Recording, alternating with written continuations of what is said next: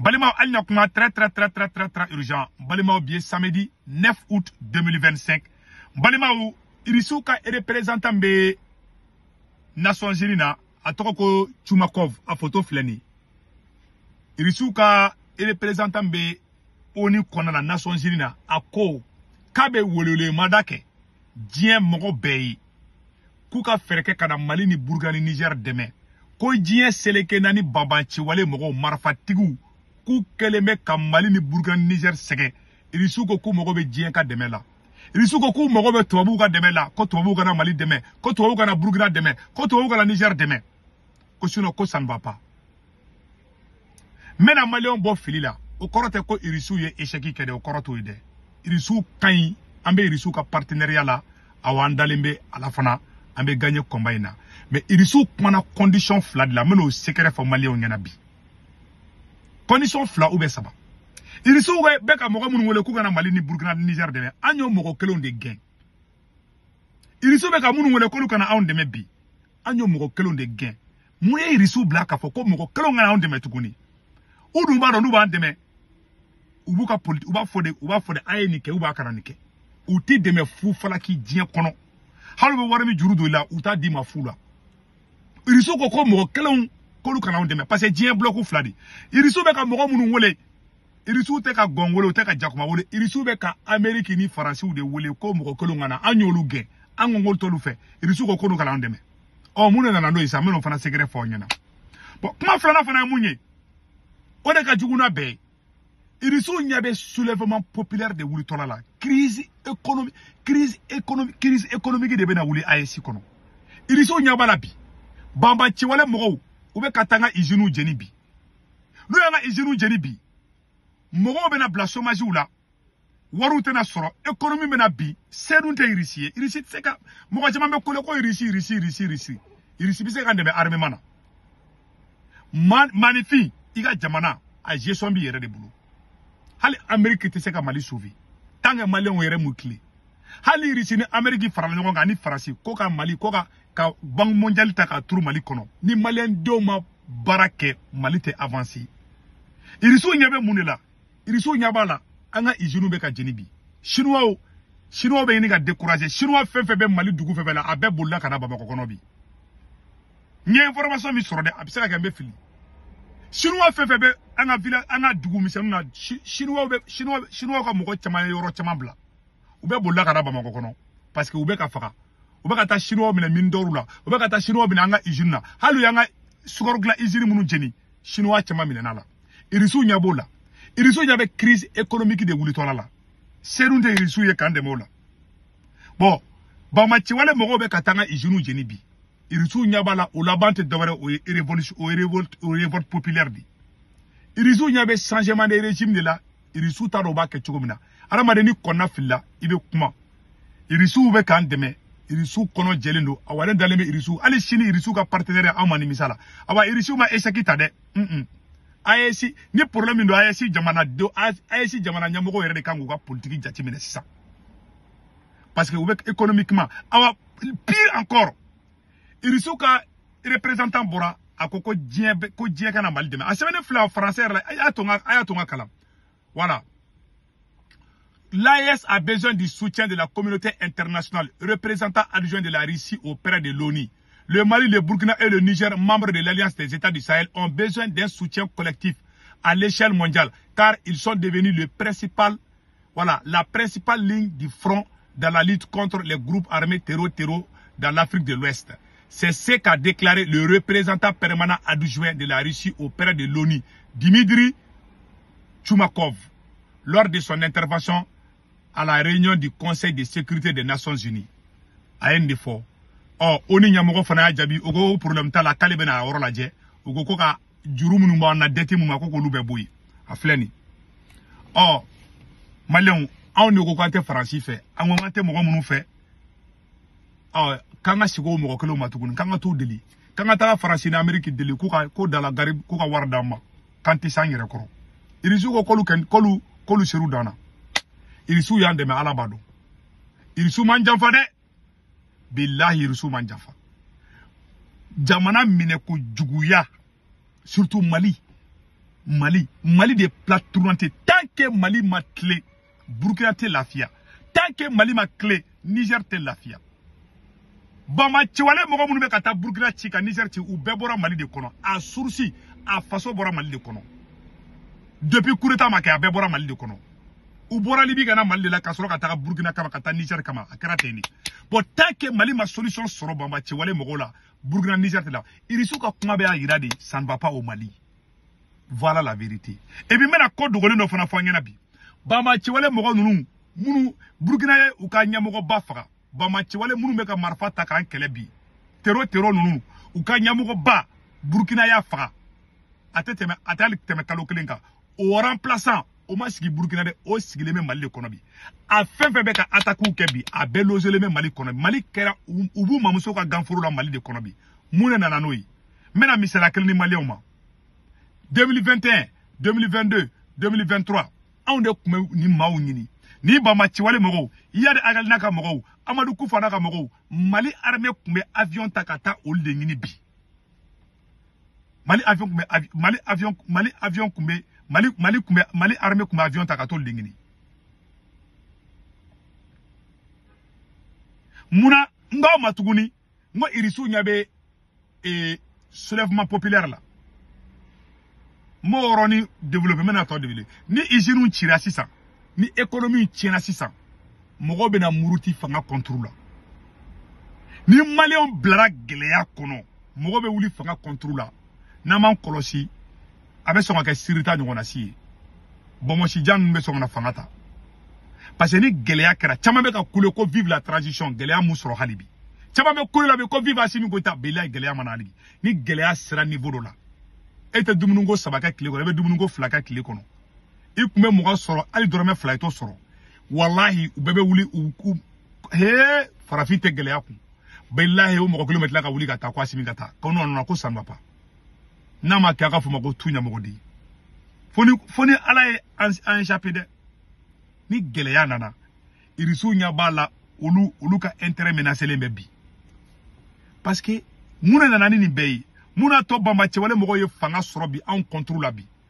parce que corruption me ka ke Mali kono bi mogo keleme milliard ba de chouin foite bola abida kasinogo mogo keleme mogo batan ni rodun foite bola o de be ka ke Mali kono bi anya ke nyon kele wi ay jachimine ke 2021 2022 2023 on kume avion ta ali tero matan ali terroriste matan tise ka fara nyon kan halu kunse ka ire nyonke an kumbu befa depuis an de la nyon kele ula karsa shogeli mogoye karsa simi mogoye ka mogo bla nyona ka be kodo do nyona depuis asimi goita nana do double jeu la chouanou ni sunguru tege oni fona dron wallahi Bama Chiwale mogoye fanga soro aya remarqué ali dugo du na u benendo ala ba u garzigele du na u benente ala ta u garzigele an u beneme wakati na ala ya yira anadi au benene karne alayi alaye Mali blanya be dien be nyafe alaye Assimi Goïta ke président nous makadi kateme dien président be ka wakati la mais haramade itado kibi diafoni goya o don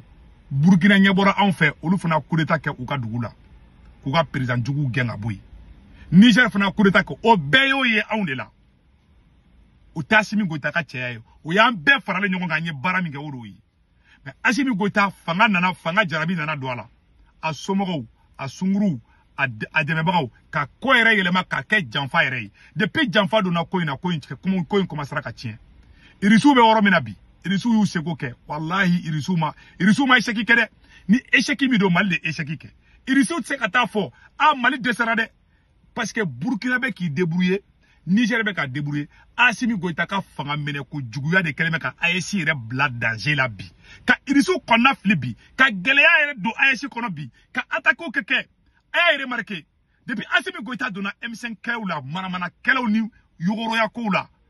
ani ça dit débat dona ni manamana ko na dro ayala je dro AEC be nyakamina attaque be ka ke Burkina san Niger attaque be ka ke follow à travers Dr Shogel Kokala Maïga Mali kume couverture satellitaire de son. Shogel Kokala Maïga Kongolo est satellitaire di. Je m'excuse, satellite di. Shogel Kokala Maïga Kongolo est satellite di. comparadra qui comparadra. En comme couverture satellitaire à travers les relations de Dr Choguel Kokala Maïga. Choguel Kokala Maïga kunkeleba foko chef de bataillon di. A kumbe ou demain ni surasi kele nunu Choguel kumbu demain ka terrorisou traqué. Ou sarana ya ou temo toko tiki fait. Ou ya yé abena dia armée. Ou ya yé ne capacité mbe Choguel là ni armée chama somina. Ni armée ya don est-ce que Assimi Goïta tena goya armée c'est des places kele hashidia. Choguel be mundu renseignement ali modubo kone paqueta do. C'est-à-dire ko inkera de ambe sran karsanya ni karsa toro mogo bena soye ko jugu bena antoy est-ce que atena ke président ye fait kele be fle ka kabalu wuli anga a imagine noko dépend de no o manamana ko la anga ko be sigira ko fe Burkina tebenana Niger tebenana on ne kera doniye ayesi labi irisu dabali banana Assimi Goïta tara trigi uta kata mogo uta armée ere fana konana armée mogo ni kain iye kelekela Assimi Goïta bi itaki ki ambassadeur yi abe sra inya ikra to soro e ka ke surasi mi puissance be ela ni corona ci Assimi be sra inya abi nami ki ambassadeur yi abi sama kana ne Bamako kono Mali général dobe no Mali colonel dobe o ke général yi Mali be ba tigi don ta to fo Assimi Goïta a tigi to soro a bora tele yɛrɛ la a kunbɛ fɔrɔna di Assimi ye nana n'a ye Bamako kɔnɔ a ko non k'ale bɛ taa kungo kɔnɔ di wallahi maliyɛnw bɛ ka tiɲɛ de fɔ an na maliyɛnw b'a tigi dɔn n tɛ tɔgɔ fɔli kɛ armée ka fɛn na ne tɛ tɔgɔ fɔli kɛ tɔgɔ minnu kan ka fɔ olu bɛ fɔ armée ɲɛmɔgɔ dɔw bɛ yen Assimi Goïta y'a dɔw ta a ye taa Mali ambassadeur kɔnɔ a bɛ taa colonel de sɔrɔ yen a bɛ taa capitaine de sɔrɔ yen a bɛ taa officier supérieur de sɔrɔ Mali aw ni ala cɛ jamana bɛ guerre la ka jamana officier a kɛlɛkɛli dɔnnibaw k'a bɛɛ ta ka taa bɛɛ bila bureau kɔnɔ k'a u bila Bamako kɔnɔ bureau kɔnɔnaw la k'u taara ka t'u bila yɔrɔw la i ma Mali bɛ ka segin kɔfɛ depuis Assimi donna nin WG la Mali bɛ ka segin kɔfɛ mais n'i y'o fɔ i bɛ dɔw panne non Assimi de Mali libéré Assimi ni transition fɔlɔ kɛ avec Bandaou an y'u ye u ma taa yɔrɔ si ou ni M5 de farale ɲɔgɔn kan anw de nana ni vision ye vision fɛn fɛn bɛ transition na o ye M5 de c'est pour ça Choguel ko k'ale t'a makun bon a bɛ mɔgɔ kɛlɛw ni fɛnw na jamana bɛ ka tila o la irisiw ɲɛ b'a la bi Assimi Goïta tɛ papaga ye a tɛ ka taa ɲɛfɛ irisiw fana taara ko u kana an dɛmɛ parce que irisiw b'a dɔn n'u m'u kɔlɔsi à cause de Assimi Goïta irisiw bɛ Mali perdi u bɛ Burkina perdi u bɛ Niger perdi parce que ala ka kolo la batan dɔ na cɛ n'i y'a da k'ale ye fanga ta Mali la don o don u bɛ Burkina fana minɛ u bɛ Niger minɛ irisiw jɔrɔlen don irisiw y'u seko kɛ ala b'a dɔn irisiw ka sɔrɔsiw bɛ tilen ka faga don o don ko sɛ à cause de la mauvaise politique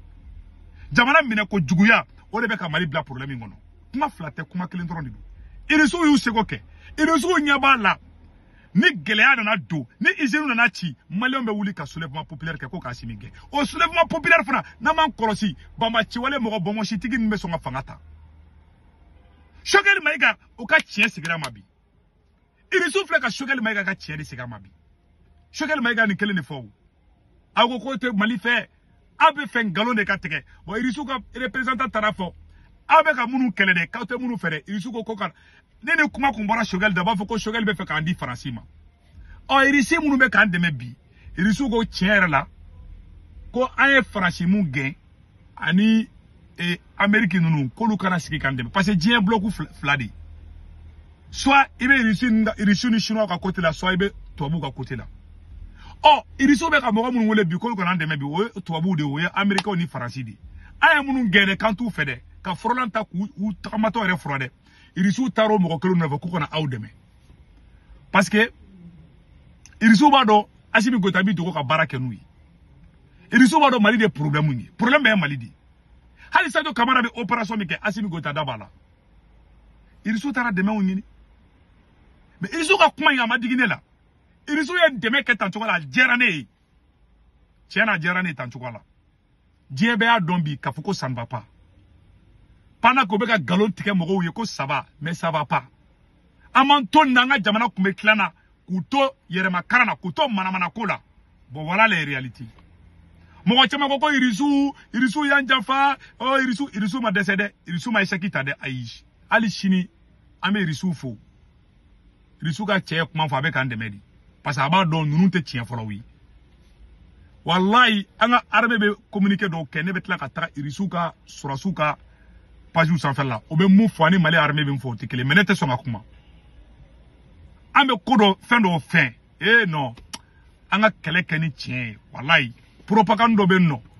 galon do be ni mo bi koro na kono galon tegede tien fo pepulu ngana ne bo de fo bela jenna nyamo ko bela jenna ala ka akili nyima dan bela jelima donc an bora kan de fo vraiment ni ne information bi ka fo malien de bela jelingana wallahi ça ne va pas anga ijinu ngunu bi jennu be sinabi wallahi somaji be na chaya ni somaji chara dongo do ni mo desara u dairi me ulo be wuli ga asimi kele saraka tala fu itala o donde asimi ba do ko jako marfa baga o tseka mo rajo o donde abado et puis yaringa bokuma la mena kuma kilifo malien chamayana chamamba abiriko asimi juga be ne kono